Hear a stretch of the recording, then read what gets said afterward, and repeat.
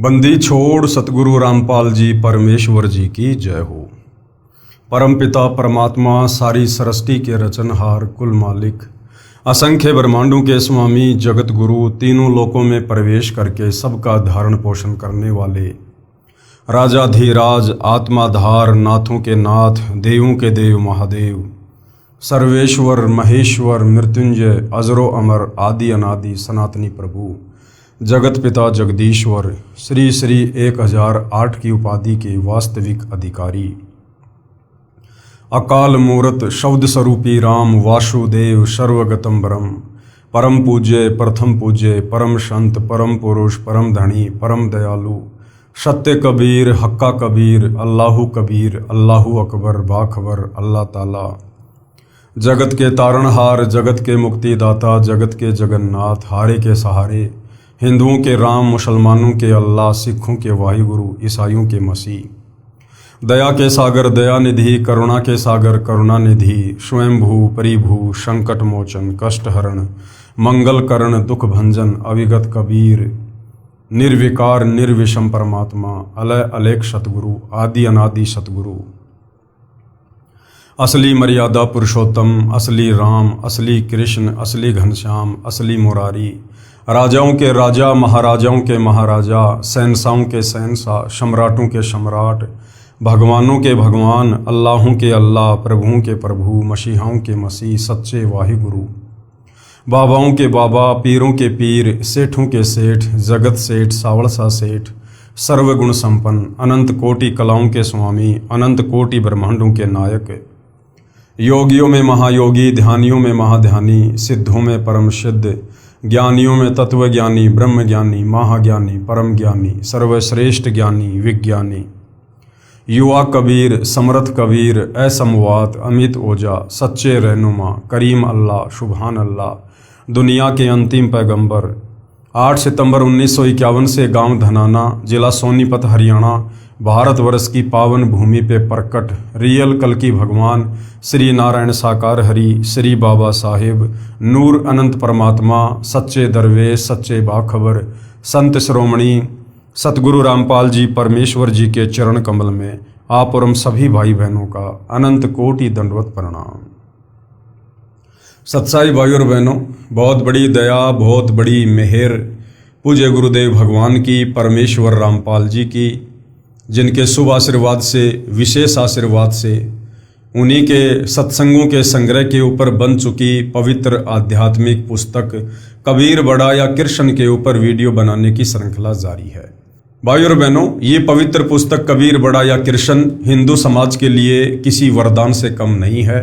यदि आपने इस पवित्र पुस्तक को धैर्यपूर्वक निष्पक्ष होकर रुचि लेकर पूरा पढ़ लिया या फिर इस पुस्तक पर जो वीडियो बन रहे हैं आपने तमाम वीडियो देख लिए, क्योंकि ये पवित्र पुस्तक हिंदू धर्म के सर्व धर्मशास्त्रों के ज्ञान से परिपूर्ण है। यानी चारों वेदों का सार, पवित्र गीता जी का भी सार और पुराणों का सार सब कुछ इस पवित्र पुस्तक में डाला गया है। जिस पवित्र अमृत ज्ञान को सुनने के लिए हमारी आत्मा युगों युगों से तरस रही थी, आज उस हमारी प्यास को परमेश्वर रामपाल जी ने इस पवित्र पुस्तक को लिखकर या अपने मुख कमल से प्रवचन करके शांत कर दिया है। ये आत्मा आपकी भी शांत होगी यदि आपने उनके प्रवचन धैर्यपूर्वक सुन लिए तो। अध्यात्म को लेकर, भक्ति और भगवान को लेकर, शास्त्र अनुकूल साधना को लेकर, धर्म कर्म को लेकर, धार्मिक अनुष्ठानों को लेकर हमारे मन में जो शंकाएं वर्षों से सदियों से थी, उन तमाम शंकाओं का समाधान इस पवित्र पुस्तक में बखूबी प्रमाण सहित किया गया है। तो वर्तमान में हमारा जो टॉपिक चल रहा है इस पुस्तक पर वो है जनता की अदालत। यानी जनता की अदालत में मामला चल रहा है। मामला क्या है? कबीर बड़ा या कृष्ण। और जनता की अदालत में जज खुद जनता को बनाया गया है, क्योंकि वर्तमान में जनता एजुकेटेड है, शिक्षित है, पढ़ी लिखी है। अपनी आंखों से सारे प्रमाण अपने ही धर्म ग्रंथों में लिखे हुए देखकर जनता भली भांति सच और झूठ का निर्णय कर सकती है। दूसरी तरफ श्री कृष्ण उर्फ विष्णु को पूर्ण परमात्मा बताते हुए तमाम हिंदू धर्मगुरु जनता की अदालत में श्री कृष्ण जी का पक्ष लेकर उनके वकील बनकर खड़े हैं। तो दूसरी तरफ कबीर जी को पूर्ण परमात्मा कहते हुए अकेले सतगुरु रामपाल जी खड़े हुए हैं उनके वकील बनकर। हिंदू धर्मगुरुओं का दावा है कि हमारे चारों वेदों में, पवित्र गीता जी में और पुराणों में श्री कृष्ण और विष्णु को ही पूर्ण परमात्मा बताया गया है और हम तो इन्हीं की भक्ति करते हैं, सदियों से करते आ रहे हैं। इनके अलावा और कोई भगवान शास्त्रों में नहीं है। ये अजरो अमर हैं, अविनाशी हैं, इनके कोई माता पिता नहीं हैं और ये अखिल ब्रह्मांड के स्वामी हैं। तो दूसरी तरफ कबीर जी के वकील सतगुरु रामपाल जी ने जिन धर्मशास्त्रों का हवाला देकर हिंदू धर्मगुरु श्री कृष्ण जी को परमात्मा साबित कर रहे थे, उन्हीं धर्म ग्रंथों से, वेदों से, गीता जी से, पुराणों से सतगुरु रामपाल जी ने जनता की अदालत में ये क्लियर कर दिया, प्रमाणित कर दिया कि श्री कृष्ण उर्फ विष्णु ये केवल एक ब्रह्मांड में 3 लोक के स्वामी हैं। 3 लोक में भी केवल एक शतगुण विभाग के स्वामी हैं। इनकी माँ का नाम दुर्गा है, इनके पिता का नाम काल ब्रह्म है, जिसको ज्योति निरंजन भी कहते हैं। अर्थात श्री विष्णु जी का जन्म होता है, इनकी मृत्यु होती है। ये अजरो अमर परमात्मा नहीं है, ये अखिल ब्रह्मांडों के स्वामी नहीं है। इन्हें स्वयं सतभक्ति का, शास्त्र अनुकूल साधना का ज्ञान नहीं है। ये स्वयं भी मोक्ष मार्ग से वंचित हैं, फिर भला इनके साधकों का मोक्ष कैसे संभव है। और सतगुरु रामपाल जी ने उन्हीं धर्मशास्त्रों से दिखा दिखाकर कबीर जी को पूर्ण परमात्मा साबित कर दिया। और उसके बाद बहुत सारी लीलाएं जो श्री कृष्ण जी के समय हुई और कबीर जी के समय हुई, उन तमाम लीलाओं को कंपेयर करके भी बताया कि वास्तव में सुप्रीम गॉड कौन है। और जब जनता की अदालत में जनता अपनी आंखों से तमाम सबूत अपने ही धर्म ग्रंथों में देख रही है, उनकी आंखें फटी की फटी रह जा रही है। और अध्यात्म को और अच्छे से जानने के लिए सतगुरु रामपाल जी से सवाल कर रहे हैं और सतगुरु रामपाल जी जनता की अदालत में जनता के प्रत्येक सवाल का प्रेम पूर्वक प्रमाणित जवाब दे रहे हैं। और इसी प्रश्नोत्तरी में धर्मदास जी का प्रकरण चल रहा है। धर्मदास जी बांधवगढ़ के रहने वाले थे, मथुरा में गए हुए थे, विष्णु जी के पुजारी थे। वहां पूर्ण परमात्मा कबीर देव एक जिंदा बाबा के रूप में मिले। धर्मदास जी को गीता जी के ज्ञान से परिचित करवाया, क्योंकि धर्मदास जी विष्णु जी को अपना इष्ट मानते थे और उसी अज्ञान में रंगे हुए थे। तो धर्मदास जी भी अध्यात्म को जानने के लिए जिंदा बाबा के रूप में कबीर परमेश्वर जी से तरह तरह के सवाल करते हैं और परमेश्वर उनका जवाब देते हैं। और जहां धर्मदास बीच बीच में काल का वकील बनकर परमात्मा से वाद विवाद करता है, तो परमेश्वर जिंदा रूप में अंतर्ध्यान हो जाते हैं। और इस प्रकार 2 बार परमात्मा धर्मदास जी की आंखों के सामने से अंतर्ध्यान हुए और धर्मदास उसके बाद में डगमग सा हो जाता है, विचलित हो जाता है, रोने लगता है कि मैंने तो उनके साथ में व्यर्थ में वाद विवाद कर दिया।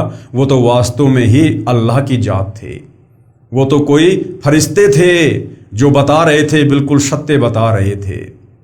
तो दूसरी बार परमात्मा धर्मदास जी के सामने से अंतर्ध्यान हुए और उसके बाद फिर कब मिले, क्या ज्ञान दिया, ये आज के प्रकरण में हम देखेंगे।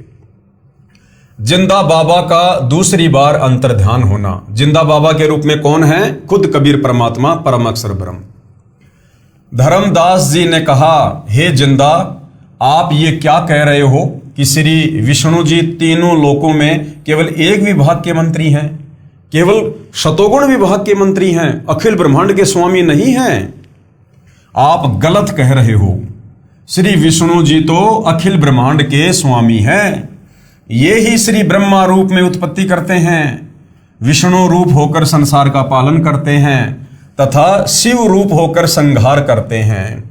और यही चौंध भाई और बहनों पूरे हिंदू समाज को वर्तमान में भी लगी हुई है। हमारे नादान धर्म गुरुओं को तत्व ज्ञान के अभाव में आज भी लगी हुई है, उन्हें आज भी मोतियाबिंद है। हमारे शंकराचार्यों का भी यही मानना है तत्व ज्ञान के अभाव से कि श्री विष्णु जी ब्रह्मा रूप में आकर सृष्टि की उत्पत्ति करते हैं, विष्णु रूप में आकर पालन पोषण करते हैं और शंकर रूप में संहार करते हैं। इन्हें भी वास्तव में अध्यात्म के विषय में नहीं पता है।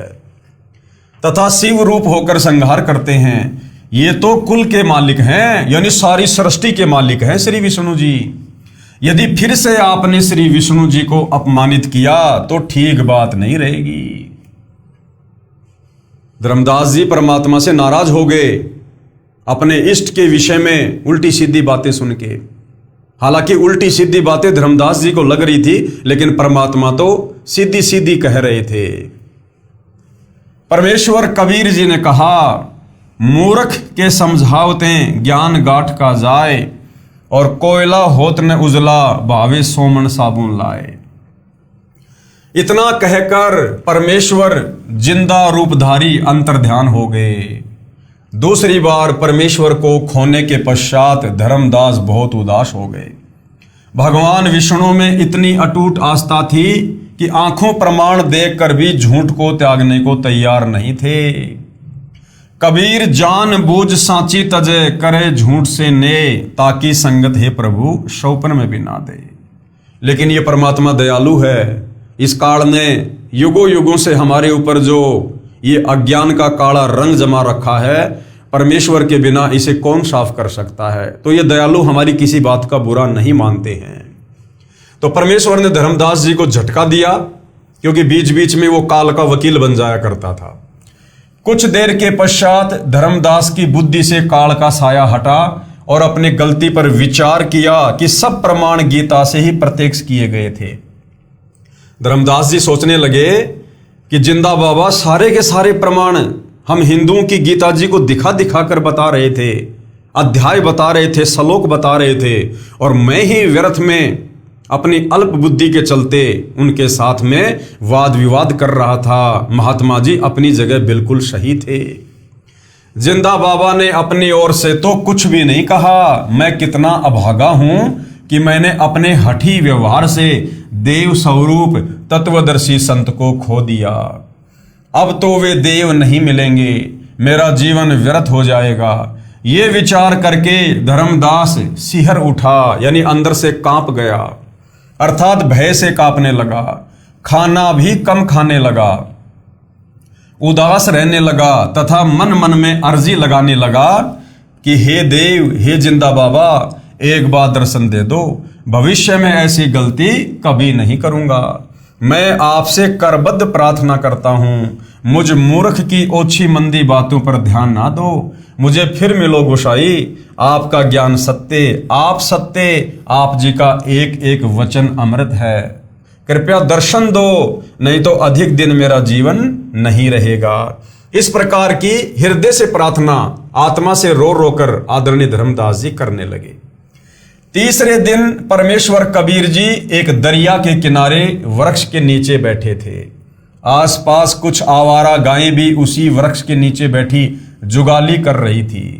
कुछ दरिया के किनारे घास चर रही थी। धर्मदास की दृष्टि दरिया के किनारे पीतांबर पहने बैठे संत पर पड़ी। अब तीसरी बार परमात्मा जब धर्मदास के सामने आते हैं तो एक हिंदू साधु का रूप बनाकर आते हैं। देखा आसपास गायें चर रही हैं, ऐसा लगा जैसे साक्षात भगवान कृष्ण अपने लोक से आकर बैठे हों। और भाई वास्तव में यदि सृष्टि में कोई असली कृष्ण है तो सतगुरु रामपाल जी हैं, ये कबीर भगवान ही है। सारे खेल यही परमात्मा खेलता है। श्री कृष्ण जी भी इस कबीर परमात्मा की ही आत्मा है। जब उस आत्मा को कभी कोई आपत्ति आती है, जैसे कंस को मारना था, केसी को मारना था, चाणोर को मारना था, तो कबीर परमात्मा ही श्री कृष्ण रूप में सारे कार्य किए। त्रेता युग में रावण को मारना था तो राम रूप में इस कबीर भगवान ने ही उसका संहार किया था। धर्मदास उत्सुकता से संत के पास गया तथा देखा ये तो कोई सामान्य संत है। फिर भी सोचा चरण स्पर्श करके फिर आगे बढ़ूंगा। धर्मदास जी ने जब चरणों का स्पर्श किया, मस्तक चरणों पर रखा तो ऐसा लगा कि जैसे रूई को छुआ हो। फिर चरणों को हाथों से दबा दबा कर देखा तो उनमें कहीं भी हड्डी नहीं थी। ऊपर चेहरे की ओर देखा तो वही जिंदा उसी पहले वाली वेशभूषा में बैठा था। जैसे ही धर्मदास ने परमात्मा के चरणों को छुआ, दबा दबा कर देखने लगा कि भाई ये क्या अचरज है, हड्डी तो है ही नहीं, ये तो रुई की तरह बिल्कुल कोमल है, मुलायम है। और जैसे धर्मदास ने ऊपर देखा चेहरे की तरफ, तो परमात्मा ने फिर से वही जिंदा वाला रूप बना लिया। धर्मदास जी ने चरणों को दृढ़ करके पकड़ लिया कि कहीं फिर से न चले जाएं, और अपनी गलती की क्षमा याचना की। कहा कि हे जिंदा, आप तो तत्वदर्शी संत हो। क्योंकि भाई और बहनों, धर्मदास गीता जी पढ़ा करता था, और गीता जी अध्याय 4 श्लोक 34 में साफ साफ लिखा है, अगर इस मनुष्य जीवन को सफल करना है, लख 84 योनि से छुटकारा पाना है, जन्म मरण के रोग से, बुढ़ापे के कष्ट से छुटकारा पाना है, गधा कुत्ता सूअर बनने से बचना है, पूर्ण मोक्ष करवाना है, तो अर्जुन किसी तत्वदर्शी संत की खोज कर। वो तत्वदर्शी संत तुझे परमात्म ज्ञान बताएगा। तो धर्मदास ने कहा कि आप तो तत्वदर्शी संत हो, मैं एक भ्रमित जिज्ञासु हूं। जब तक मेरी शंकाओं का समाधान नहीं होगा, तब तक मेरा अज्ञान नाश कैसे होगा। आप तो महाकृपालु हैं, मुझ किंकर पर दया करो, मेरा अज्ञान हटाओ प्रभु। धर्मदास ने फिर आगे परमात्मा जी से सवाल किया। सवाल धर्मदास जी का, हे जिंदा, यदि श्री विष्णु जी पूर्ण परमात्मा नहीं हैं, तो कौन है पूर्ण परमात्मा? कृपया मुझे गीता जी से प्रमाणित करके बताओ। अब परमेश्वर ने उत्तर दिया। कृपया पढ़े प्रश्न नंबर 15 का उत्तर, जो जिंदा रूपधारी परमेश्वर ने धर्मदास को सुनाया। प्रश्न नंबर 35, धर्मदास जी ने पूछा कि क्या श्री विष्णु जी और शंकर जी की पूजा करनी चाहिए? उत्तर दिया जिंदा बाबा का, नहीं करनी चाहिए। फिर धर्मदास जी ने सवाल किया, कृपया मुझे गीता जी से प्रमाणित करके बताओ। तो परमेश्वर ने बताया, कृपया पढ़ें प्रश्न नंबर 17 का उत्तर। यानी पहले भाई और बहनों, इस पवित्र पुस्तक में हम इन तमाम बातों के ऊपर विवेचन कर चुके हैं। तो आप जी यदि लगातार वीडियो देख रहे हैं, तो आप जी ने सारे जो जवाब हैं वो जान लिए होंगे, इसलिए परमात्मा जी आगे बढ़ रहे हैं। धर्मदास को प्रभु ने सुनाया गीता शास्त्र से प्रत्यक्ष प्रमाण देखकर धर्मदास की आंखें खुली की खुली रह गई, जैसे किसी को सदमा लग गया हो। झूठ कह नहीं सकता, स्वीकार करने के लिए अभिव्यक्त लगेगा। जिंदा रूपधारी परमेश्वर ने धर्मदास को संबोधित करते हुए कहा कि हे वैष्णव महात्मा, कौन सी दुनिया में चले गए, लौट आओ। मानो धर्मदास नींद से जागा हो। सावधान होकर कहा, कुछ नहीं कुछ नहीं, कृपया और ज्ञान सुनाओ ताकि मेरा भ्रम दूर हो सके। परमेश्वर कबीर जी ने सृष्टि की रचना धर्मदास जी को सुनाई। कृपया पढ़ें इसी पुस्तक के पेज नंबर 389 पर, जो हम आगे पढ़ेंगे। सृष्टि रचना सुनकर धर्मदास जी को ऐसा लगा मानो पागल हो जाऊंगा, क्योंकि जो ज्ञान आज तक हिंदू धर्मगुरुओं, ऋषियों, महर्षियों, संतों से सुना था, वह निराधार तथा अप्रमाणित लग रहा था। जिंदा बाबा हिंदू सदग्रंथों से ही प्रमाणित कर रहे थे, शंका को कोई स्थान नहीं था। मन मन में सोच रहा था कि कहीं मैं पागल तो नहीं हो जाऊंगा। प्रश्न नंबर 37, धर्मदास ने फिर सवाल किया, हे जिंदा, क्या हिंदू धर्म के गुरुओं तथा ऋषियों को शास्त्रों का ज्ञान नहीं है? तो परमात्मा जी ने कहा, क्या यह बताने की भी आवश्यकता शेष है कि धर्मदास, तुझे मैंने इतना ज्ञान समझा दिया, सृष्टि रचना बता दी, गीता जी के अध्याय और श्लोक बता दिए, क्या अभी भी तुझे ये बात बताने की आवश्यकता है कि हिंदू धर्म गुरुओं को, आचार्य शंकराचार्यों को, या दुनिया के किसी भी धर्म के किसी भी धर्म गुरु को शास्त्र अनुकूल साधना का ज्ञान है या नहीं है? धर्मदास जी की अन्य संतों से ज्ञान चर्चा, क्योंकि धर्मदास अपने मन का वहम पूरी तरह से निकालना चाहता था। अभी वो पूरा विश्वास जिंदा बाबा के रूप में कबीर परमात्मा पर नहीं कर पा रहा था। उसने सोचा कि हमारे हिंदू धर्म में इतने बड़े बड़े मठाधीश, जिनकी लंबी लंबी जटा, दाढ़ी, पीतांबर पहने हुए, हजारों लाखों जिनके शिष्य, बड़े बड़े मठ, आश्रम, क्या उनके पास भी ज्ञान नहीं है? तो धर्मदास अपनी मन की शंकाओं को शांत करने के लिए उन बड़े बड़े संतों के पास जाता है। प्रश्न नंबर 38, धर्मदास जी का। धर्मदास जी ने मन में विचार किया कि ये कैसे हो सकता है कि हिंदू धर्म के किसी संत गुरु महर्षि को सत्य आध्यात्मिक ज्ञान नहीं। ये कहकर धर्मदास जी के मन में आया कि किसी महामंडलेश्वर से ज्ञान सुनना चाहिए। एक रमते फकीर के पास क्या मिलेगा, यानी जिंदा बाबा के पास क्या मिलेगा, ये तो ऐसे घूमता फिरता रहता है, मुझे तो बड़े बड़े मंडलेश्वरों के पास जाना चाहिए। ये बात मन में सोच ही रहा था कि परमेश्वर जिंदा जी ने धर्मदास जी के मन का दोष जानकर कहा कि आप अपने महामंडलेश्वरों से ज्ञान प्राप्त कर लो। ये कहकर परमेश्वर तीसरी बार अंतर्ध्यान हो गए। धर्मदास की मन की बात कहकर परमात्मा जी अंतर्ध्यान हो गए। अब धर्मदास ने देखा, भाई तेरे मन की बात जान ली, जो तू सोच रहा था वही बोल दिया, और उसी समय परमात्मा अंतर्ध्यान हो गए। धर्मदास तो व्याकुल हो गया, परेशान हो गया कि अब की बार तो ये भगवान मुझे बिल्कुल भी नहीं मिलेगा। ये कहकर परमेश्वर तीसरी बार अंतर्ध्यान हो गए। धर्मदास जी ठगे से रह गए और अपने मन के दोष को जिंदा महात्मा के मुख कमल से सुनकर बहुत शर्मसार हुए।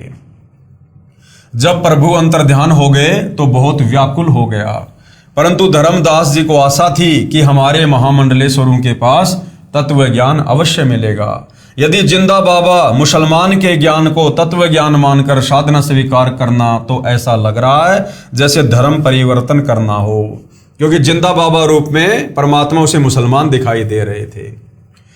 अब धर्मदास महामंडलेश्वरों के पास जाता है। अब परमेश्वर ने उसको इस स्थिति में लाकर क्यों छोड़ा, परमात्मा ने क्यों उसको ढीला छोड़ दिया कि जाने दो इसको महामंडलेश्वरों के पास? क्योंकि पहले परमात्मा जी ने गीता जी से धर्मदास जी को उन तमाम श्लोकों से परिचित करवा दिया जो धर्मदास जी को खटक गए, और परमात्मा जी को पता था कि धर्मदास उन्हीं श्लोकों के विषय में उन महामंडलेश्वरों से पूछेगा, और वो महामंडलेश्वर जवाब नहीं दे पाएंगे तो धर्मदास की चोंद टूट जाएगी। यह समाज में निंदा का कारण बनेगा कि यदि मैंने मुसलमान से नाम ले लिया, गुरु बना लिया, तो समाज में मेरी निंदा होगी। इसलिए अपने हिंदू महात्माओं से तत्व ज्ञान जानकर श्रेष्ठ शास्त्र अनुकूल भक्ति करनी ही उचित रहेगी। इस बार धर्मदास जी को जिंदा बाबा का अचानक चला जाना खटका नहीं, क्योंकि उसकी गलतफहमी थी कि हिंदू इतना बड़ा तथा पुरातन धर्म है, क्या कोई भी तत्वदर्शी संत नहीं मिलेगा? अरे भैया, एक समय में इस पृथ्वी पर एक ही तत्वदर्शी संत होता है, एक ही, और वो स्वयं कबीर परमात्मा जी सतलोक से चलकर आते हैं। धर्मदास जी एक वैष्णव महामंडलेश्वर श्री ज्ञानानंद जी के आश्रम में गया। उस समय श्री ज्ञानानंद जी का बहुत बोलबाला था। वह स्वामी रामानंद जी काशी वाले का शिष्य था, परंतु उस समय स्वामी रामानंद जी तो परमेश्वर कबीर जी का शिष्य गुरु बन चुका था। वह अपने ज्ञान को अज्ञान मान चुका था। स्वामी रामानंद जी ने अपने सर्व ऋषि शिष्यों से बोल दिया था कि मेरे द्वारा बताया ज्ञान व्यर्थ है और यह साधना शास्त्र विरुद्ध है। आप सब परमेश्वर कबीर जी से दीक्षा ले लें, परंतु जाति का अभिमान, शिष्यों में प्रतिष्ठा, ज्ञान के स्थान पर अज्ञान का भंडार जीव को सत्य स्वीकार करने नहीं देता। परमात्मा कहते हैं राज तजना सहज है।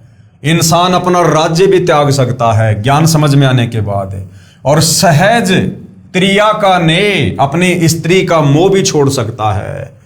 पर मान बढ़ाई ईर्ष्या दुर्लभ तजना, ये मान बढ़ाई और ईर्ष्या, इसको त्यागना बेहद कठिन है, और इसको त्यागे बिना हम परमात्मा प्राप्ति नहीं कर सकते। धर्मदास जी ने श्री ज्ञानानंद जी से प्रश्न किया कि हे स्वामी जी, क्या भगवान विष्णु से भी ऊपर कोई प्रभु है?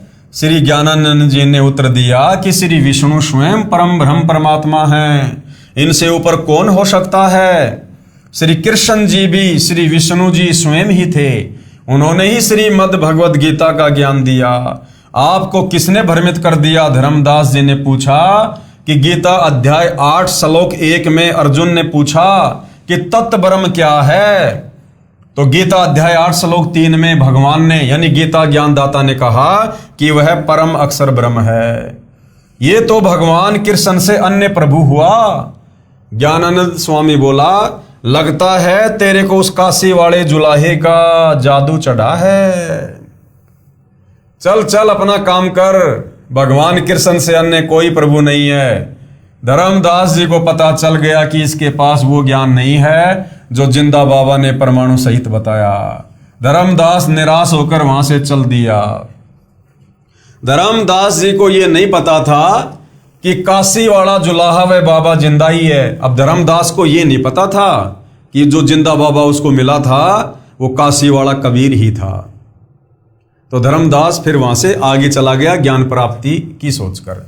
फिर धर्मदास को पता चला कि एक मोहनगिरी नाम के महामंडलेश्वर हैं, उनके पास जाकर भगवान की चर्चा करनी शुरू की। पहले 1 रुपया दक्षिणा चढ़ाई, जिस कारण से मोहनगिरी ने उनको निकट बैठाया और बताया कि भगवान शिव सर्व सृष्टि के रचने वाले हैं, इनसे बढ़कर संसार में कोई प्रभु नहीं है। ओम नमः शिवाय मंत्र का जाप करो। धर्मदास जी प्रणाम करके चल पड़े कि रोंग नंबर। सोचा इनका कितना अच्छा नाम है, ज्ञान दे ले 1 पैसे का नहीं है। नाम तो मोहनगिरी और ज्ञान 1 दे लेगा नहीं। धर्मदास जी से किसी ने बताया कि एक बहुत बड़ा तपस्वी है, कई वर्षों से खड़ा तप कर रहा है। धर्मदास जी वहां गए। वह नाथ पंथ से जुड़ा था, भगवान शिव को समर्थ परमात्मा बताता था। तप करके हठ योग से परमात्मा की प्राप्ति मान रहा था। धर्मदास जी ने विवेक किया कि यदि इतनी घोर कठिन तपस्या से परमात्मा मिलेगा तो हमारे वश से बाहर की बात है। वहां से भी आगे चला। पता चला कि एक बहुत बड़ा विद्वान महात्मा काशी विद्यापीठ से पढ़कर आया है, वेदों का पूर्ण विद्वान है। धर्मदास जी ने उस महात्मा से पूछा परमात्मा कैसा है? उत्तर मिला निराकार है। उस निराकार परमात्मा का कोई नाम है? धर्मदास ने पूछा। उत्तर विद्वान का, उसका नाम ब्रह्म है। क्या परमात्मा को देखा जा सकता है? धर्मदास जी ने प्रश्न किया। उत्तर मिला परमात्मा निराकार है, उसको कैसे देख सकते हैं? केवल परमात्मा का प्रकाश देखा जा सकता है। आगे फिर धर्मदास जी ने सवाल किया क्या श्री कृष्ण या विष्णु परमात्मा है? उत्तर था कि ये तो सरगुण देवता हैं, परमात्मा निर्गुण है। गीता और वेद के ज्ञान में क्या अंतर है? धर्मदास ने प्रश्न किया। ब्राह्मण का उत्तर था कि गीता चारों वेदों का सारांश है। धर्मदास जी ने पूछा कि भक्ति मंत्र कौन सा है गीता जी में? उत्तर ब्राह्मण का था कि गायत्री मंत्र का जाप करो। ओम भूर्भुवस्सुः तत्सवितुर्वरेण्यं भर्गो देवस्य धीमहि धियो यो नः प्रचोदयात्। धर्मदास जी को जिंदा बाबा ने बताया था कि इस मंत्र से मोक्ष संभव नहीं है, क्योंकि गीता तथा वेदों में केवल ओम नाम का जाप करना लिखा है। धर्मदास जी फिर आगे चला तो पता चला कि संत गुफा में रहता है, कई कई दिन तक गुफा से नहीं निकलता। उसके पास जाकर प्रश्न किया कि भगवान कैसे मिलता है? उत्तर मिला कि इंद्रियों पर संयम रखो, इसी से परमात्मा मिल जाता है। नाम जाप से कुछ नहीं होता, खांड यानी चीनी कहने से मुंह मीठा नहीं होता। धर्मदास जी को संतोष नहीं हुआ। सब संतों से ज्ञान चर्चा करके धर्मदास जी को बहुत पश्चाताप हुआ कि मेरे को उस जिंदा बाबा पर विश्वास नहीं हुआ कि उसने कहा था किसी भी संत महामंडलेश्वर के पास यथार्थ आध्यात्मिक ज्ञान नहीं है, किसी भी संत महात्मा का ज्ञान शास्त्र प्रमाणित नहीं है, कोई शास्त्र का आधार नहीं है। तब धर्मदास रोने लगा, अपनी अज्ञानता पर पश्चाताप करने लगा कि मैं कैसा कल मुहा हूं। मैंने ऊट पटांग यानी व्रत के प्रश्न उत्तर करके संत जी को खो दिया। मैं बुरी किस्मत वाला हूं। मुझे उस परमात्मा स्वरूप जिंदा महात्मा पर विश्वास नहीं आया। अब वह अंतर्यामी मुझे नहीं मिलेगा, क्योंकि मैंने कई बार उनका अपमान कर दिया। अब क्या करूं? न जीने को मन करता है, आत्महत्या पाप है। बुरी तरह रोने लगा, पछाड़ खाकर अचेत हो गया। अब भाइयों और बहनों, ये वर्तमान में कलयुग की पिछली पीढ़ी में आप और हम आत्माओं के ऊपर रहम हुआ है पूज्य गुरुदेव भगवान का। परमेश्वर ने हमें ये टेक्नोलॉजी दी, हमें विज्ञान दी, ये वैज्ञानिक उपकरण दिए, टीवी, मेमोरी कार्ड, ये प्रोजेक्टर, ये पुस्तकें, और घर बैठे परमेश्वर ने हमें इस ज्ञान से रंग दिया। सारे शास्त्रों को उंगली रख रख कर पढ़ा दिया, समझा दिया।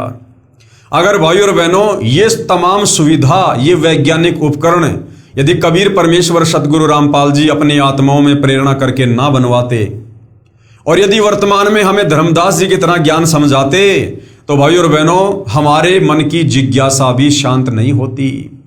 हम भी इसी प्रकार फिर दूसरे आश्रमों में भटकते, दूसरे मंडलेश्वरों के पास जाते, संतों के पास जाते। लेकिन वर्तमान में गुरुदेव भगवान ने हमें पूरे विश्व के संतों का ज्ञान, तमाम धर्म ग्रंथों का ज्ञान एक जगह बैठकर प्रोजेक्टर पर दिखा दिखा कर, सीडी डीवीडी बना बना कर, मेमोरी कार्ड में अपने प्रवचन डाल डालकर, ऑडियो वीडियो में हमारे को सबके अज्ञान से परिचित करवा दिया, घर बैठे एक ही जगह पर, ताकि हम आत्माओं को भटकना ना पड़े। तो ये आप और हमारे ऊपर एक बहुत बड़ा रहम हुआ है परमात्मा का। प्रश्न नंबर 38 का उत्तर। परमात्मा जिंदा महात्मा के रूप में एक वृक्ष के नीचे बैठ गए। फिर आए परमात्मा दीनदयाल। धर्मदास जी सचेत हुआ और हृदय से पुकार की कि हे जिंदा, एक बार दर्शन दे दो, मैं टूट चुका हूं, किसी के पास ज्ञान नहीं है, आपकी सारी बातें सत्य हैं परमात्मा, एक बार मुझ अज्ञानी महामूर्ख को क्षमा करो। आप जिंदा बाबा ही नहीं परमात्मा हो, आप महाविद्वान हो, आपके ज्ञान का कोई सामना करने वाला नहीं है। मैं जिंदगी में कभी आप पर अविश्वास नहीं करूंगा। ऐसा विचार कर आगे चला तो देखा एक वृक्ष के नीचे एक साधु बैठा है। कुछ व्यक्ति उसके पास बैठे हैं। धर्मदास जी ने सोचा कि मैं तो उन महामंडलेश्वरों से मिलकर आया हूं जिनके पास कई सैकड़ों भगत दर्शनार्थ बैठे रहते हैं। इस छोटे से साधु से क्या मिलना, परंतु अपने आप मन में आया कि कुछ देर विश्राम करना है। परमात्मा ने प्रेरणा की, यही कर लेता हूं। फिर सोचा कि प्रश्न करता हूं। पूछा, हे महात्मा जी, परमात्मा कैसा है? साधु ने उत्तर दिया कि मैं ही परमात्मा हूं। खुद ही थे परमात्मा, लेकिन रूप चेंज कर रखा था। धर्मदास जी चुप हो गए। सोचा ये तो मजाक कर रहा है, ये तो संत भी नहीं है। धीरे धीरे सर्व व्यक्ति चले गए। जब धर्मदास जी चलने लगे तो परमात्मा जी बोले कि हे महात्मा, क्या आपके महामंडलेश्वरों ने नहीं बताया कि परमात्मा कैसा है? धर्मदास जी ने आश्चर्य से देखा कि इस साधु को कैसे पता लगा कि मैं कहां कहां भटका हूं। उसी समय परमात्मा ने वही जिंदा बाबा वाला रूप बना लिया। धर्मदास जी चरणों में गिरकर बिलख बिलख कर रोने लगा तथा कहा कि हे भगवान, किसी के पास ज्ञान नहीं है, मुझ पापी अवगुण हारे को क्षमा करो महाराज, मैं बड़ी भारी भूल की है। आपने सृष्टि रचना का ज्ञान जो बताया है उसके सामने सर्व संतों का ज्ञान ऐसा है जैसे सूरज के सामने दीपक, सब उआ बाई बकते हैं। परमेश्वर ने धर्मदास जी से कहा कि आपने जिन वेदों के पूर्ण विद्वान से प्रश्न किया था कि परमात्मा कैसा है, उत्तर मिला कि परमात्मा निराकार है। आपने प्रश्न किया था कि क्या परमात्मा देखा जा सकता है, उस अज्ञानी का उत्तर था कि जब परमात्मा निराकार है तो उसे देखने का प्रश्न ही नहीं है। परमात्मा का प्रकाश देखा जा सकता है। विचार करो धर्मदास, यह विचार तो ऐसे व्यक्ति के हैं जैसे किसी नेत्रहीन ने, यानी किसी अंधे से कोई प्रश्न करे कि सूर्य कैसा है, उत्तर मिला कि सूर्य निराकार है। फिर प्रश्न किया कि क्या सूर्य को देखा जा सकता है, उत्तर मिले कि सूर्य को नहीं देखा जा सकता, सूर्य का प्रकाश देखा जा सकता है। उस नेत्रहीन से पूछें कि सूर्य बिना प्रकाश किसका देखा जा सकता है। इसी प्रकार अध्यात्म ज्ञान नेत्रहीन अर्थात पूर्ण अज्ञानी संत ऐसी व्याख्या किया करते हैं कि परमात्मा तो निराकार है और उसका प्रकाश देखा जा सकता है। परमात्मा का ही तो प्रकाश होगा। धर्मदास जी ने कहा कि हे महात्मा जी, ये विचार तो मेरे दिमाग में भी नहीं आया। आप जी के दिव्य तर्क से मेरी आंखें खुल गई। जितने भी महामंडलेश्वर मिले हैं वे सब महाअज्ञानी मिले।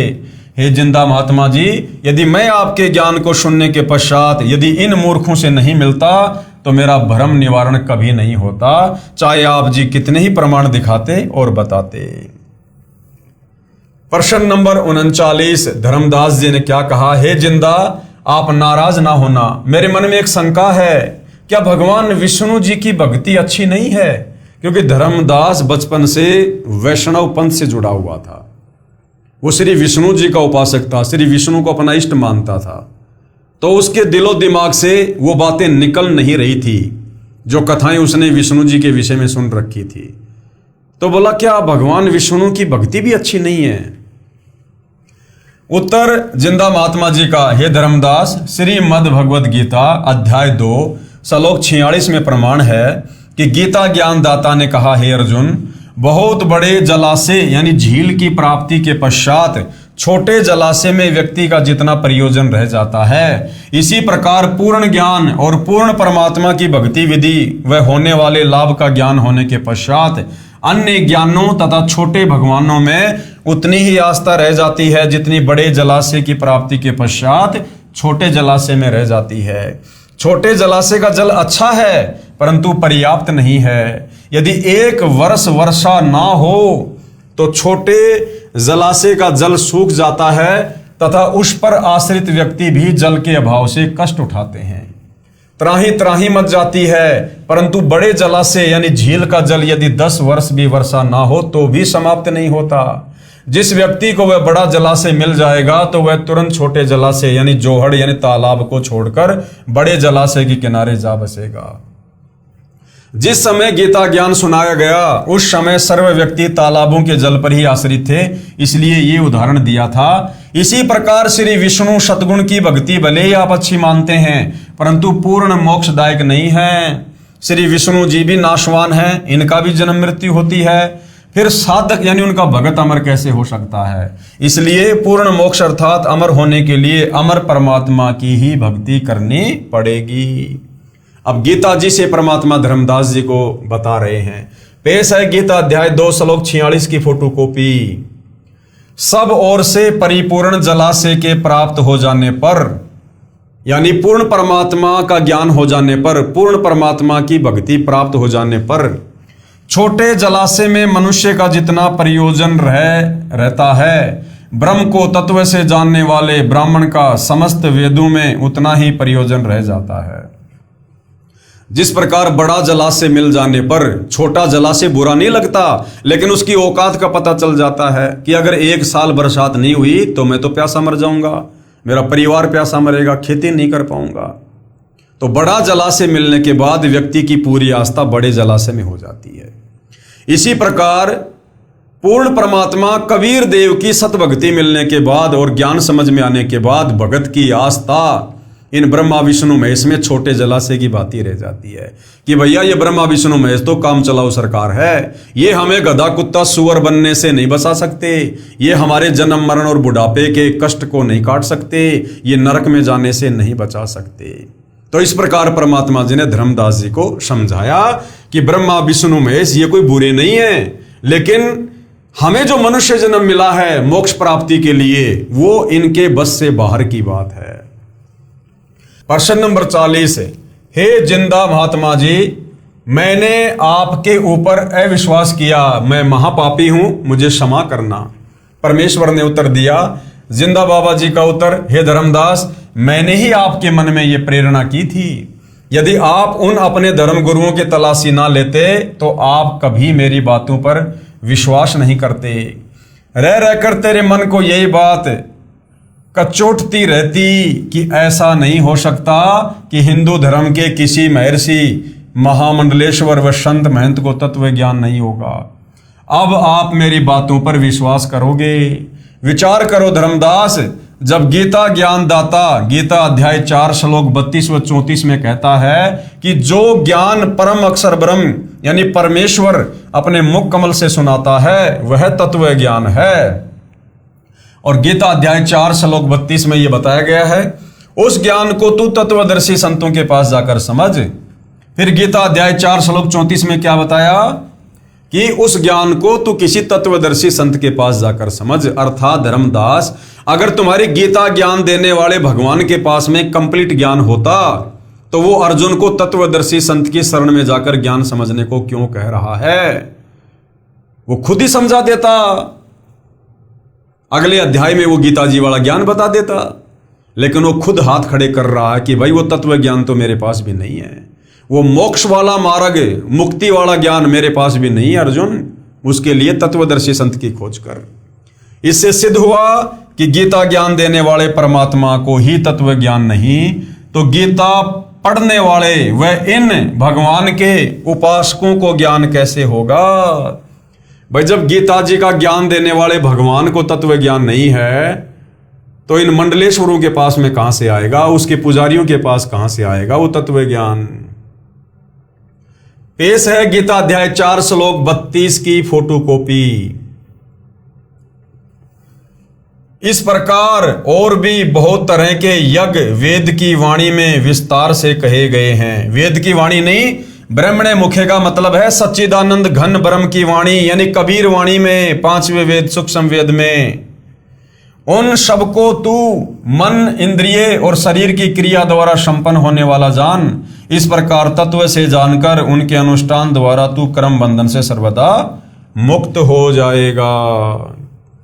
पेश है गीता अध्याय 4 श्लोक 34 की फोटोकॉपी, जिसमें तत्वदर्शी संत की शरण में जाकर तत्व ज्ञान समझने की सलाह दी गई है। क्या कहा गया है? उस ज्ञान को तू तत्वदर्शी ज्ञानियों के पास जाकर समझ, उनको भली भांति दंडवत प्रणाम करने से, उनकी सेवा करने से और कपट छोड़कर सरलता पूर्वक प्रश्न करने से वे परमात्म तत्व को भली भांति जानने वाले ज्ञानी महात्मा तुझे उस तत्व ज्ञान का उपदेश करेंगे। यानी गीता ज्ञान दाता ब्रह्म ने क्लियर कर दिया कि भैया मेरे पास में वो तत्व ज्ञान नहीं है, कंप्लीट मोक्ष मार्ग वाला ज्ञान नहीं है। तो बताओ फिर आचार्य, शंकराचार्य, ब्रह्मा, विष्णु, महेश, संत, महंत, इनको कहां से ज्ञान हो जाएगा? यह फोटोकॉपी गीता अध्याय 4 श्लोक 32 की है, जो गीता प्रेस गोरखपुर से प्रकाशित है। इसमें ब्रह्मणे का अर्थ वेद की यानी मुखे का अर्थ वाणी किया है, जो गलत है। ब्रह्मणे शब्द का अर्थ इसी अनुवादक ने गीता अध्याय 17 श्लोक 23 में क्या किया है? सच्चिदानंद घन ब्रह्म। यहां भी सच्चिदानंद घन ब्रह्म किया जाना चाहिए, यानी सच्चिदानंद घन ब्रह्म की वाणी में, परम अक्षर ब्रह्म की वाणी में, फिर सही अनुवाद बन जाता है। गीता अध्याय 2 श्लोक 53 में कहा कि हे अर्जुन, भिन्न भिन्न प्रकार से भ्रमित करने वाले वचनों से हटकर तेरी बुद्धि जब एक तत्व ज्ञान पर स्थिर हो जाएगी, तब तो तू योग यानी भक्ति को प्राप्त होगा। भावार्थ है कि जब तक तू भगत बनेगा, इसलिए मैंने धर्मदास तेरे को उन संतों मंडलेश्वरों के पास जाने के लिए प्रेरित किया था। अब तू योग को प्राप्त होगा यानी भगत बन सकेगा, क्योंकि तेरी शंकाओं का समाधान हो चुका है। अब तेरे मन में कोई शंका नहीं है। पेश है गीता अध्याय 2 श्लोक 53 की फोटोकॉपी। भांति भांति के वचनों को सुनने से विचलित हुई तेरी बुद्धि जब परमात्मा में अचल और स्थिर ठहर जाएगी, तब तू योग को प्राप्त होगा, यानी तू भक्ति करने लायक बनेगा, अर्थात तेरा परमात्मा से नित्य संयोग हो जाएगा। आगे धर्मदास जी ने फिर सवाल किया परमात्मा जी से, क्या पूर्ण मोक्ष के लिए भगवान विष्णु जी तथा भगवान शंकर जी की पूजा को छोड़ना पड़ेगा? परमात्मा जी ने उत्तर दिया, इन प्रभुओं को नहीं छोड़ना। कि हे धर्मदास, ब्रह्मा विष्णु महेश को नहीं छोड़ना, ये तो भक्ति रूपी पेड़ की टहनियां हैं, इनको तोड़ना नहीं, इनको छोड़ना नहीं। हमने भक्ति विधि चेंज करनी है, इनकी पूजा छोड़नी होगी। इन भगवानों को नहीं छोड़ना, इनकी पूजा छोड़नी है। पूजा हमने परम अक्षर ब्रह्म की करनी है, कबीर देव की करनी है। हमने ब्रह्मा विष्णु महेश को छोड़ना नहीं है। ये तो भक्ति रूपी पेड़ की टहनियां हैं, फल तो इन्हीं के लगेंगे। लेकिन हम जो इनकी पूजा करके सर्व लाभ प्राप्त करना चाह रहे हैं, ये हमारी नादानी है। तो क्या उत्तर दिया? इन प्रभुओं को नहीं छोड़ना, इनकी पूजा छोड़नी होगी। फिर धर्मदास जी ने सवाल किया, हे जिंदा, मैं समझा नहीं, इन विष्णु और शंकर प्रभुओं को नहीं छोड़ना और पूजा छोड़नी पड़ेगी? मेरी छोटी बुद्धि है, मैं महाज्ञानी प्राणी हूं, कृपया विस्तार से बताने की कृपया करें। तो परमेश्वर जी ने क्या उत्तर दिया? उत्तर जिंदा महात्मा जी का, हे धर्मदास जी, आप इनकी साधना शास्त्र विधि त्याग कर मनमाना आचरण कर रहे हो। यानी तुम जो ब्रह्मा विष्णु महेश को इष्ट मान की पूजा कर रहे हो ना, ये गीता और वेदों के विरुद्ध है, मनमाना आचरण है, जिससे आप जी को लाभ नहीं मिल रहा। इन देवताओं से लाभ लेने के साधना के मंत्र मेरे पास हैं। जैसे भैंसा है, उसको भैंसा भैंसा करते रहो, वह आपकी ओर नहीं देखेगा। उसको एक विशेष मंत्र हुर्र हुर्र है, उसको सुनते ही वह तुरंत प्रभावित होगा और आवाज करने वाले की ओर खींचा चला आता है। इसी प्रकार ये जो ब्रह्मा विष्णु महेश हैं, इनके नाम जाप करने से कुछ नहीं होगा। श्री ब्रह्मा देवाय नमः, ओम नमः भागवते वासुदेवाय नमः, ओम नमः शिवाय, ओम गणेशाय। ये तो इनके शरीर के नाम हैं, ये तो इनकी पहचान है। इनके मूल मंत्र क्या हैं, इनके बीज मंत्र क्या हैं, जिससे ये आकर्षित हों और साधक को सर्व लाभ दें। परमात्मा ने कहा कि वो मुझ तत्वदर्शी संत के पास हैं और धरती पर किसी के पास नहीं। इसी प्रकार इन सर्व आदरणीय देवताओं के निज मंत्र हैं, यानी मूल मंत्र हैं, जिनसे वे पूर्ण लाभ तथा तुरंत लाभ देते हैं। प्रिय पाठकों, वही मंत्र मेरे पास यानी सतगुरु रामपाल जी के पास हैं। वर्तमान में इस धरती पर वो मंत्र, इन देवी देवताओं के मूल मंत्र, बीज मंत्र, जिससे साधक सर्व लाभ प्राप्त करेगा, वो केवल धरती पर सतगुरु रामपाल जी के पास हैं। क्योंकि सतगुरु रामपाल जी वर्तमान में गीता अध्याय 4 श्लोक 34 के अनुसार एकमात्र तत्वदर्शी संत हैं, जो परमेश्वर जी ने गुरु जी के माध्यम से मुझे दिए। आओ और प्राप्त करो। जैसा कि आपको बताया था, प्रश्न नंबर 33 के उत्तर में वर्णन किया था कि ये संसार एक वृक्ष जानो, ये संसार एक उल्टा लटका हुआ पीपल का वृक्ष जानो, परम अक्षर ब्रह्म इसकी जड़ें जानो, यानी कबीर परमात्मा इसकी जड़ हैं, और अक्षर पुरुष जो है वो तना जानो, और क्षर पुरुष यानी काल मोटी डार तथा तीनों देवता रजगुण ब्रह्मा जी, सतगुण विष्णु जी तथा तमगुण शिव जी, इस संसार रूपी वृक्ष की शाखाएं जानो, और पात रूप संसार। यदि आप कहीं से आम का पौधा लेकर आए हो तो गड्ढा खोदकर उसकी जड़ों को उस गड्ढे में मिट्टी में दबाओगे और जड़ों की सिंचाई करोगे, तब वह आम का पेड़ बनेगा और उस वृक्ष की शाखाओं को फल लगेंगे। इसलिए वृक्ष की शाखाओं को तोड़ा नहीं जा सकता। ये ब्रह्मा विष्णु महेश तो भक्ति रूपी वृक्ष की शाखाएं हैं, परंतु इनको जड़ के स्थान पर गड्ढे में मिट्टी में दबाकर इनकी सिंचाई नहीं की जाती। परंतु ब्रह्मा विष्णु महेश भक्ति रूपी पेड़ की शाखाओं की पूजा नहीं की जाती। पूजा हम पेड़ की जड़ की करेंगे, परम अक्षर ब्रह्म की करेंगे, कबीर देव की करेंगे, फिर ये ब्रह्मा विष्णु महेश रूपी शाखाओं को फल लगेंगे।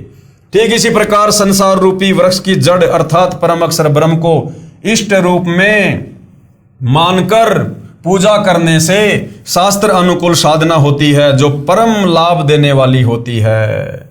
इस प्रकार किए गए भक्ति कर्मों का फल यही तीनों देवता संसार वृक्ष की शाखाएं ही कर्म अनुसार प्रदान करते हैं। इसलिए इनकी पूजा छोड़नी है, लेकिन इनको छोड़ा तोड़ा नहीं जा सकता।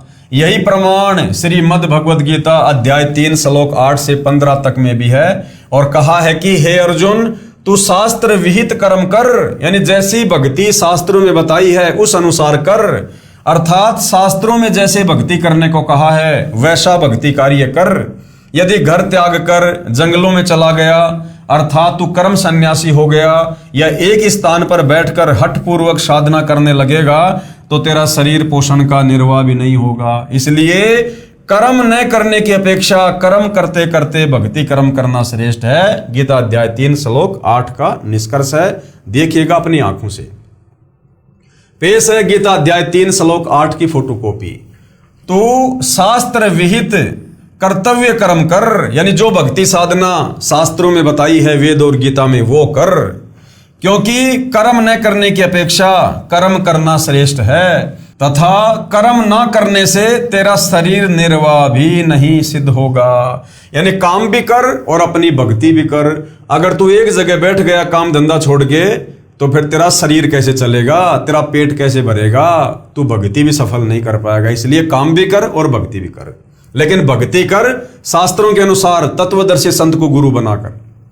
जो साधक यानी भगत शास्त्र विधि त्याग कर मनमाना आचरण करते हैं, अर्थात शास्त्र अनुकूल भक्ति कर्मों के अतिरिक्त दूसरे कर्मों में लगा हुआ मनुष्य समुदाय कर्मों के बंधन में बंधकर जन्म मरण के चक्र में सदा रहता है।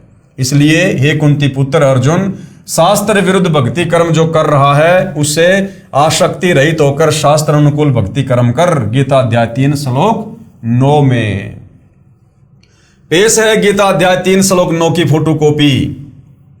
यज्ञ के निमित्त किए जाने वाले कर्मों के अतिरिक्त दूसरे कर्मों में लगा हुआ ही यह मनुष्य समुदाय कर्मों से बंधता है। इसलिए हे अर्जुन, तू आसक्ति से रहित होकर उस यज्ञ के निमित्त ही भली भांति कर्तव्य कर्म कर। यानी जो भक्ति कर्म करने की सलाह परमात्मा देते हैं, हमारे शास्त्र देते हैं, वही भक्ति कर्म कर। इसके अलावा यदि तू मनमाना आचरण करेगा तो तू कर्मों के बंधन में बंधेगा, काल के जाल में जकड़ा रह जाएगा। संसार की रचना करके प्रजापति कुल के मालिक ने सर्वप्रथम मनुष्यों की रचना करके साथ साथ यज्ञों अर्थात धार्मिक अनुष्ठानों की जानकारी का ज्ञान देते हुए इनसे कहा था कि तुम लोग इस तरह बताए शास्त्र अनुकूल कर्मों द्वारा वृद्धि को प्राप्त हो। इस प्रकार शास्त्र अनुकूल की गई भक्ति तुम लोगों को इच्छित भोग प्राप्त कराने वाली हो। गीता अध्याय 3 श्लोक 10। ये देखिएगा, प्रजापति ब्रह्मा ने कल्प के आदि में यज्ञ सहित प्रजाओं को रचकर उनसे कहा कि तुम लोग इस यज्ञ के द्वारा वृद्धि को प्राप्त हो और ये यज्ञ तुम लोगों को इच्छित भोग प्रदान करने वाला हो। इस प्रकार शास्त्र अनुकूल भक्ति द्वारा अर्थात संसार रूपी वृक्ष की जड़ों यानी मूल अर्थात परम अक्षर ब्रह्म की सिंचाई अर्थात पूजा करके देवताओं अर्थात संसार रूपी वृक्ष की तीनों गुण रूपी शाखाओं रजगुण ब्रह्मा, सतगुण विष्णु तथा तमगुण शिव जी को उन्नत करो। ये देवता संसार वृक्ष की शाखा तीनों देवता आपको कर्मानुसार फल देकर उन्नत करेंगे। इस प्रकार एक दूसरे से उन्नत करके परम कल्याण अर्थात पूर्ण मोक्ष को प्राप्त हो जाओ। गीता अध्याय 3 श्लोक 11। इस यज्ञ के द्वारा देवताओं को उन्नत करो। कौन सा यज्ञ? शास्त्र अनुकूल साधना करके, परम अक्षर ब्रह्म कबीर देव की पूजा करके वे देवता तुम लोगों को उन्नत करें। यानी जब हम कबीर परमेश्वर की यानी भक्ति रूपी पौधे की जड़ों की पूजा करेंगे तो जड़ों से खुराक जाएगी तने में, तने से डार में, डार से शाखाओं में। शाखा कौन है? ब्रह्मा विष्णु महेश।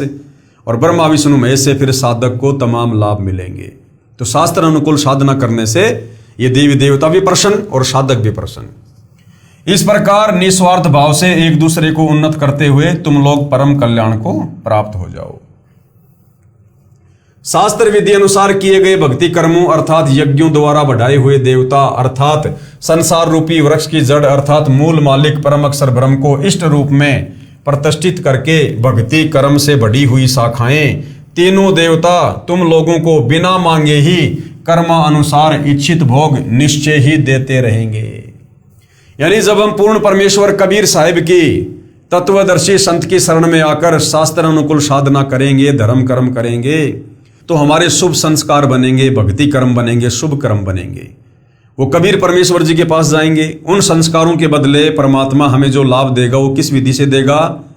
परमात्मा वो हमारे शुभ संस्कार, उनके बदले जो लाभ हमें मिलना है, जो फायदा हमें होना है, वो जो है अक्षर पुरुष के पास भेजेगा। अक्षर पुरुष से वो काल ब्रह्म के पास आएंगे और काल ब्रह्म से ब्रह्मा विष्णु महेश रूपी तीनों शाखाओं के पास आएंगे और यही ब्रह्मा विष्णु महेश फिर हमारे को नियम अनुसार यथावत लाभ देंगे। जैसे आम के पौधे की जड़ की सिंचाई करने से पेड़ बनकर शाखाएं उन्नत हो गई, फिर उन शाखाओं को अपने आप फल लगेंगे, जड़ जड़कर गिरेंगे।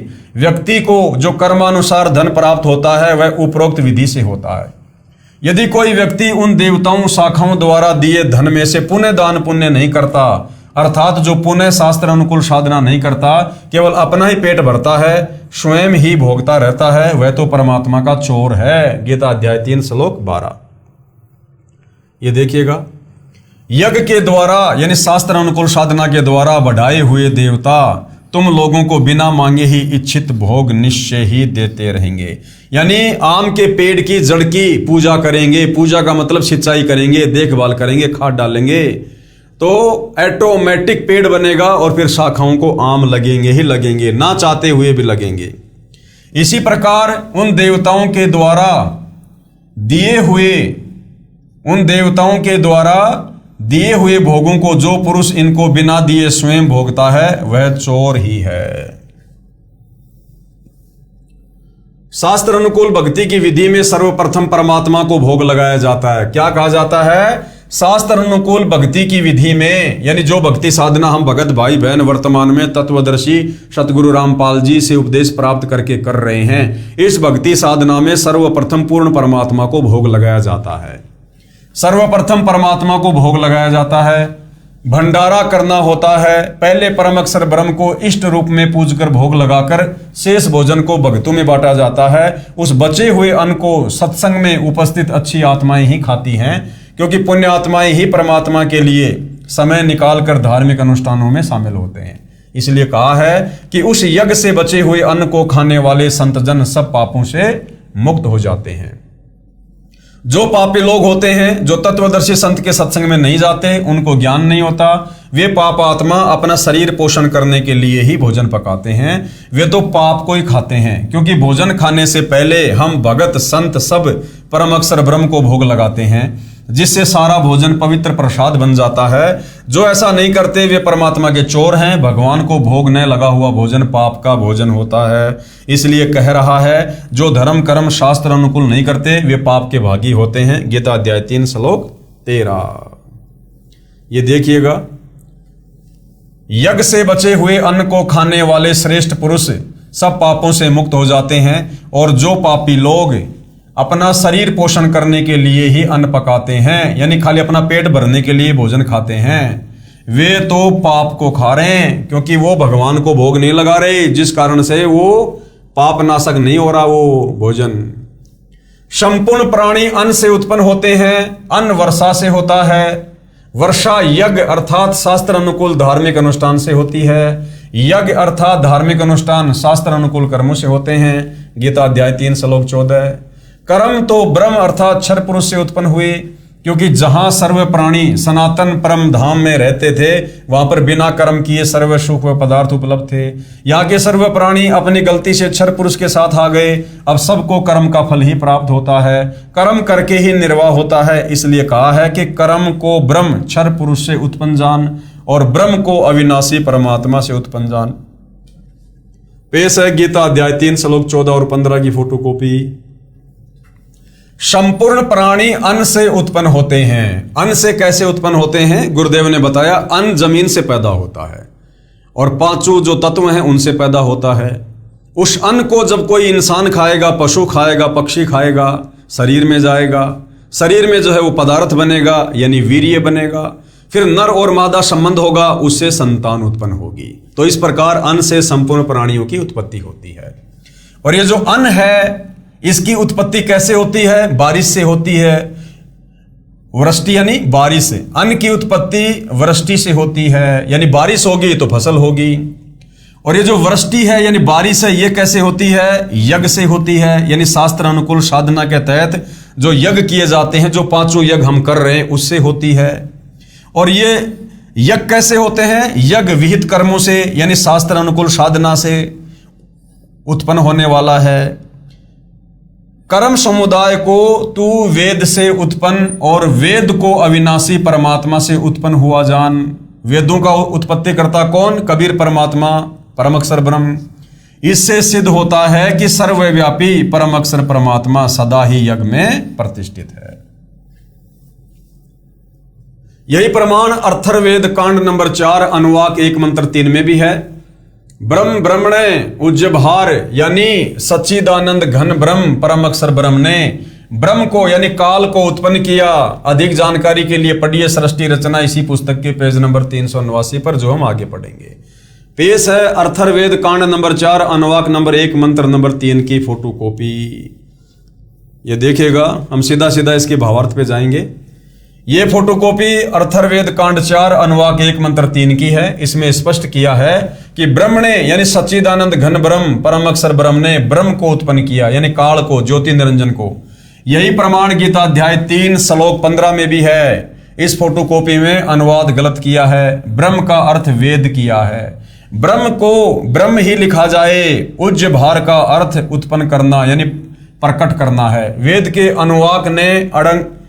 के अनुवादक ने अड़ंगा कर रखा है देवा नाम का। इस मंत्र का यथार्थ अनुवाद इस प्रकार है, क्योंकि भाई और बहनों, इन वेदों के अनुवाद करने वालों को, गीता जी का अनुवाद करने वालों को तत्व ज्ञान नहीं था, और तत्व ज्ञान के अभाव में इन लोगों ने जैसा इनकी बुद्धि ने काम किया उसी हिसाब से इन्होंने अनुवाद कर दिया। अथर्ववेद कांड नंबर 4 अनुवाक नंबर 1 मंत्र नंबर 3। ये देखिएगा, श्लोक है, प्रत्येक का परमेश्वर ने हिंदी में अनुवाद किया है। हम सीधा सीधा इसके भावार्थ पे चलेंगे कि ये मंत्र हमें क्या समझाना चाहता है। भावार्थ: पूर्ण परमात्मा अपने द्वारा रची सृष्टि का ज्ञान तथा सर्व आत्माओं की उत्पत्ति का ज्ञान अपने निजी दास को स्वयं ही सही बताता है कि पूर्ण परमात्मा ने अपने मध्य अर्थात अपने शरीर से अपनी शब्द शक्ति के द्वारा ब्रह्म यानी क्षर पुरुष यानी काल की उत्पत्ति की तथा सर्व ब्रह्मांडों को ऊपर शतलोक, अलखलोक, अगमलोक, अनामी लोक आदि तथा नीचे परब्रह्म के यानी अक्षर पुरुष के 7 संग ब्रह्मांड तथा ब्रह्म यानी काल के 21 ब्रह्मांडों को अपनी धारणा करने वाली आकर्षण शक्ति से ठहराया हुआ है। यानी अपनी वचन शक्ति से परमेश्वर ने इन सभी ब्रह्मांडों को स्थिर किया हुआ है। जैसे पूर्ण परमात्मा कबीर परमेश्वर यानी कबीर देव ने अपने निजी सेवक अर्थात सखा श्री धर्मदास जी, आदरणीय गरीबदास जी आदि को अपने द्वारा रची सृष्टि का ज्ञान स्वयं ही बताया, उपरोक्त वेद मंत्र भी यही समर्थन कर रहा है। तो वर्तमान में भाई और बहनों, आप और हम धर्मदास जी वाली भूमिका में हैं, जो परमेश्वर ने इस 8.5 अरब की जनसंख्या में से हम आत्माओं को ये विशेष ज्ञान बताया है। हम परमेश्वर के निजी सेवक हैं, हम सब उस परमपिता परमेश्वर के सखा हैं, उसके निजी भगत हैं, जो इस 8.5 अरब की जनसंख्या में ये बात आप और हमें समझ में आई है। नोट: गीता अध्याय 3 के इस श्लोक नंबर 14 में अक्षर शब्द का अर्थ अविनाशी परमात्मा ठीक है, परंतु जहां क्षर पुरुष, अक्षर पुरुष तथा परम अक्षर पुरुष का वर्णन है, वहां अक्षर पुरुष व क्षर पुरुष दोनों नाशवान कहे हैं।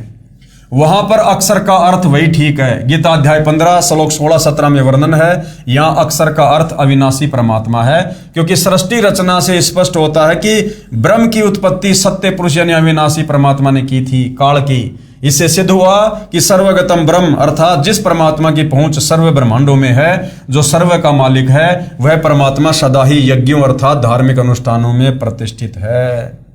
भावार्थ है कि परम अक्षर ब्रह्म को इष्ट देव रूप में प्रतिष्ठित करके धार्मिक अनुष्ठान अर्थात यज्ञ करने से, शास्त्र विधि अनुसार कर्म करने से भगत को भक्ति लाभ मिलता है, जिससे मोक्ष प्राप्त होता है। देखिए उल्टा रोपा गया संसार रूपी पौधे का चित्र इसी पुस्तक के पेज नंबर 261 पर। देखिए ये चित्र पेज नंबर 261 पर, इसमें पौधे की शाखाओं को गड्ढे में जमीन में लगाकर दिखाया गया है कि जो तीनों देवों रजगुण ब्रह्मा, सदगुण विष्णु तथा तमगुण शिव में से किसी की भी पूजा करता है, वो शास्त्र विधि त्याग कर मन आचरण कर रहा है। यदि आम के पौधे की टहनियों को हम यदि उस गमले में लगाएंगे और पानी डालेंगे, वो आम कभी भी हमें फल नहीं देगा, कभी भी पेड़ नहीं बनेगा।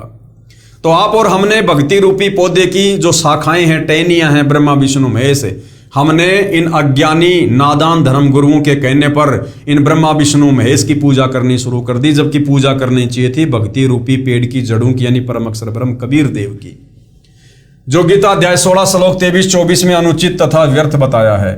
जिसने सर्वगतम ब्रह्म अर्थात परम अक्षर ब्रह्म की पूजा नहीं की, उसको इष्ट रूप में नहीं पूजा, जिस कारण से उस साधक की साधना व्यर्थ है। शाखाओं को सींचने से पौधा नष्ट हो जाएगा। अन्य देवताओं की पूजा करना गीता अध्याय 7 श्लोक 12 से 15 और 20 से 23 तथा गीता अध्याय 9 श्लोक 23-24 में मना किया है।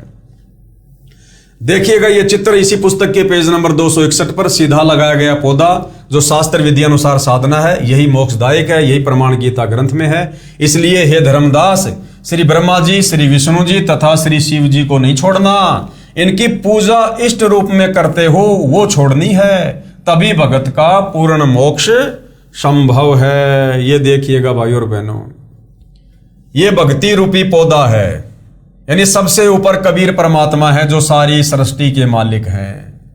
ये जड़ रूप कौन है? कबीर परमात्मा है ये। फिर सृष्टि रचना से हमें पता चलता है कि कबीर परमेश्वर ने अक्षर पुरुष को 7 संग ब्रह्मांड दिए। तो पेड़ का जो तना है ये अक्षर पुरुष है, जो गीता अध्याय 15 श्लोक नंबर 16 में 2 भगवान बताए हैं, क्षर और अक्षर। ये अक्षर पुरुष है 7 संग ब्रह्मांड का स्वामी। उसके बाद में ये काल के 21 ब्रह्मांड हैं। ये जो मोटी डार है ये क्षर पुरुष, ये काल है। और इस काल के 3 पुत्र हैं, ये 3 टहनियां, ब्रह्मा विष्णु महेश, रजगुण ब्रह्मा, सदगुण विष्णु, तमगुण शंकर। और बाकी जितने भी पत्ते हैं ये आम संसार के प्राणी हैं, तीनों लोगों के। तो जब हम भक्ति करेंगे कबीर परमात्मा की, कबीर परमेश्वर जी की, शास्त्र अनुसार तत्वदर्शी संत से उपदेश लेकर, तो हम जो भक्ति करेंगे, जो धार्मिक यज्ञ करेंगे, दान पुण्य करेंगे, सेवा करेंगे, वो हमारे जो संस्कार बनेंगे वो कहां जाएंगे? वो कबीर परमात्मा जी के पास जाएंगे। फिर कबीर परमात्मा हमें सर्व लाभ देने के लिए सिस्टमेटिक तरीके से हमारे संस्कारों को भेजेगा अक्षर पुरुष के पास।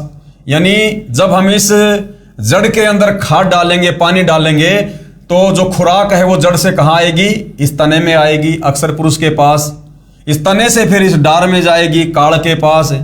डार से फिर ये काल हमारे संस्कार भेजेगा ब्रह्मा विष्णु महेश के पास में, और ब्रह्मा विष्णु महेश यानी इन शाखाओं के फिर फल लगेंगे, यानी ये देवता ही फिर हमारे को सर्व लाभ देंगे। तो इस प्रकार हमने पूजा करनी है परम अक्षर ब्रह्म की तत्वदर्शी संत से उपदेश लेकर। तो इस प्रकार से हमारा भला होगा। और हमने क्या कर रखा है? हमने इन नादान धर्म गुरुओं के कहने पर शास्त्र विरुद्ध साधना शुरू कर दी। यानी हमने पेड़ की जो जड़ है उसको तो ऊपर कर दिया, यानी जिस भगवान को पूजना चाहिए था उसको तो हमने छोड़ दिया, और पेड़ की टहनियों को हमने पूजना शुरू कर दिया। टहनियों में खाद डालना शुरू कर दिया, पानी डालना शुरू कर दिया कि ये जो आम का पेड़ है ये पेड़ बनेगा, फिर फल लगेंगे। अब हमने टहनियों को मिट्टी में दबा दिया तो भला पेड़ कैसे बनेगा? ये तो सूख जाएगा। तो हमने टहनी रूपी ब्रह्मा विष्णु महेश की पूजा नहीं करनी, हमने इनकी साधना करनी है। और वो साधना तत्वदर्शी संत बताता है, यानी सतगुरु रामपाल जी जैसा बताएंगे, उन्हीं मंत्रों का हमने जाप करना है। ये देखिएगा, ये है शास्त्र अनुकूल साधना।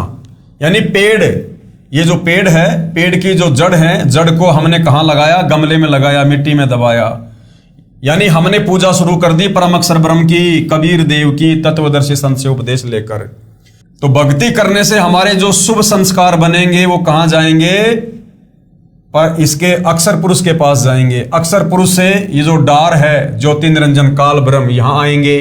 काल ब्रह्म से फिर ब्रह्मा विष्णु महेश के पास जाएंगे, और ब्रह्मा विष्णु महेश फिर हमारे को सर्व लाभ देंगे यदि हम तत्वदर्शी संत से उपदेश लेकर और कबीर परमेश्वर जी की भक्ति करेंगे। भक्ति रूपी पेड़ की जड़ को सींचेंगे तो टहनियों के अपने आप जो है फल लगेंगे।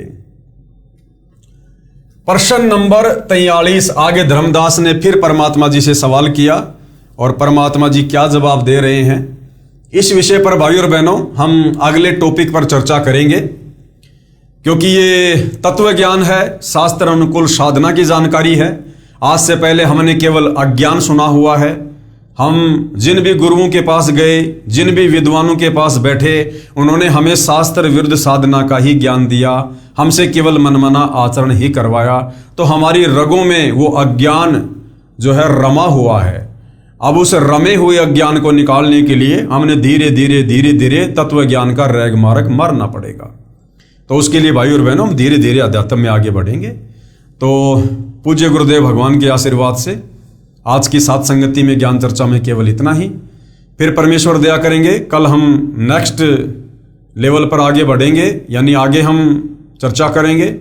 तब तक पूज्य गुरुदेव भगवान हम सबको आज्ञा दे, हम सबको आशीर्वाद दे। परमेश्वर पल पल अपनी नजर हम सब के ऊपर बनाए रखे।